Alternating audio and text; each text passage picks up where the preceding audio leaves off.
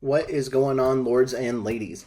So, I've been pretty busy and I missed a couple of days here. Normally, I don't record on the weekends. I try and drop videos Monday through Friday. I'm hoping that doesn't have to change as I adjust to this new schedule with work. I'm working on some cool projects that I'm, hush hush about. I'm not allowed to talk about because I've signed NDAs and everything like that. But once they come out, I'll be telling you about them once I'm allowed to talk about them. So, in any case, today's video, I really went through and I kind of hashed out, where are the spots that I can really focus on getting some gems.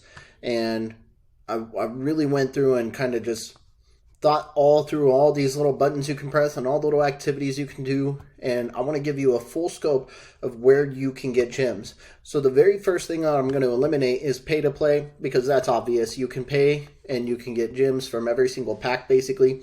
And you can also buy the castle breakthrough, and if you're castle 25, you get 200,000 gems that way. Pretty good deal. Now, that said, I wanted to hurry and go through each one of these one by one, and I made a list so that I could stay on my focus. Now, the very first spot is the Colosseum.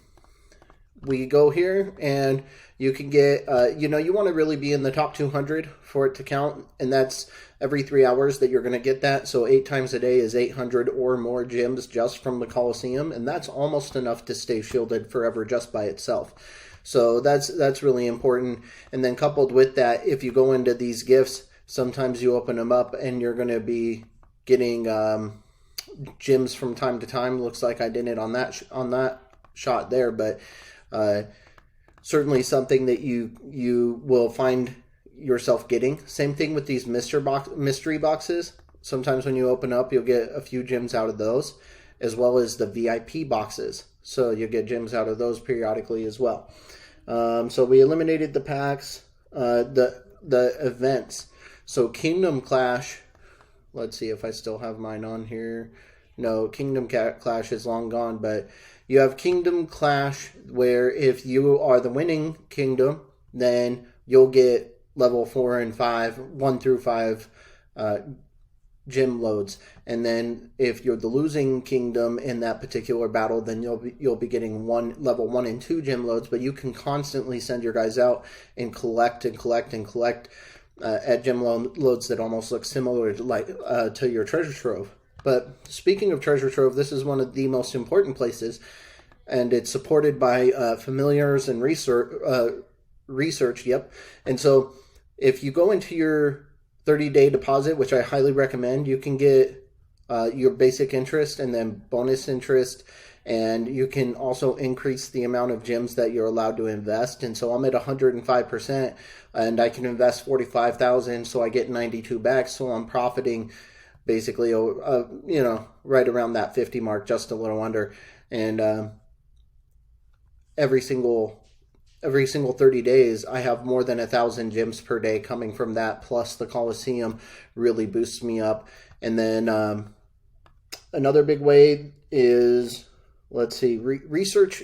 Let's go into that really quickly. So economy, you have your gem harvesting, which will help you when those gem loads come up, your gathering speed will increase there. And that's one way to get your speed up, is in that economy. And then in is it leadership? Yeah, I'm pretty positive. You can raise your max deposit up, and that's one of the ways that I was able to get more gems. And then another way, another way to get it in research is military command. You can increase your max deposit there. And finally, in wonder battles, you're going to be able to increase your harvesting speed here. And so those are some of the ways that you can increase either the speed at which you gather them or the number at which you're allowed to invest into the treasure trove. And then let's go into some of my favorites here. Gemming Gremlin. If you get this stroke of fortune max, you get 1,000 to 2,000 gems every 2 days. So that's the equivalent of an extra 500 per day. So, between this and the treasure trove and Colosseum, you're setting above 2,000 gems per day that you could be stacking up here. And I'm just stacking mine up for now. I'm kind of deciding how I want to spend these more effectively. and there's some videos out there. So I'll kind of go and do some more of my own research, and I'll come back to you guys with a solid video on the consensus and my own opinion, and you know, that typical thing. But yeah, and so you have your gemming gremlin that's going to give you gems literally every couple of days, but then you got your hoarder who will increase the max deposit, and then you've also got the gemming gremlin who on top of the giving you gems, he'll increase the gathering speed.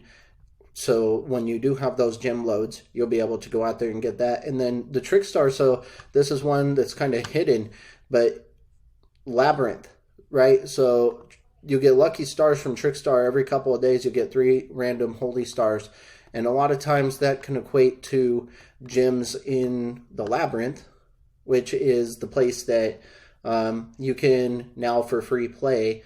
This is, you know, the labyrinth is a little bit better when you're pay to play, and same thing with Kingdom Tycoon, especially, is better as a pay to play. And those are some really, really good places to walk away with some, you know, boatloads of gems. You can hit the gremlin. But the cool thing about the labyrinth is it's accessible to somebody who's free to play, and somebody who's free to play can collect easily 100, 200, 300, 500,000 lucky stars and then go to town. Now you won't have elite like this, but you'll have normal, and then whenever you use these, sometimes you'll get a gemming gremlin that shows up, and you can fight that guy, and he'll keep on for every time that you hit him with 100 holy stars, he'll drop loot, or 1,000 at elite if you're a paid player. But he'll drop loot, and it'll be gems. Every single drop, it'll be 300, 400, 500, 600. And if you're lucky and you kill him, you'll get the jackpot down here, which is much higher at elite. It's 10 times as much at elite that it is at normal. And so that is the labyrinth. And then the tycoon, you're going to roll these dice, and sometimes you'll land on one of these guys here, but you'll just press start. I've got 476, but I'm going to wait until this switches over to start a new board. But in any case, when you hit these guys, you get to open up 3 little chests, and you get between 300 and, you know, I think I've seen as high as 1,000 on a single like egg type thing that you open up. And so you'll open up between 300 and 1,000 on each of those, and you'll win gems, but sometimes you'll get lucky and you'll win the jackpot, which is usually... oh yeah, there it is, the 1,300,000. So if you get lucky enough, you'll open up one of those eggs and there'll be a sack full of gems, and that usually means you win like 10 to 12 or 13 or 14, maybe even 15,000. And if you open up 2 of them, you'll win between 100 and 200,000. And then if all 3 of your eggs that you open up are sacks full of gems, then you'll win that jackpot there. And I've opened up as many as 2 myself, and I've opened up several 1s, but never a 3. But that's one way that you're going to be able to get gems, is through the labyrinth and through Kingdom Tycoon. Your solo, hell, and event and challenge events. So solo event, hell event, challenge events. So your hell and challenge are almost always going to have some type of gems, but your solo is only sometimes going to have it, not often that I've seen. And then that's another way. And then let's see here. What am I missing? If I haven't mentioned it, guild gifts, and I know I haven't, so I'll go through that. Bonus chests, guild gifts, and these guild boxes that you get to open up when you fill up the key enough.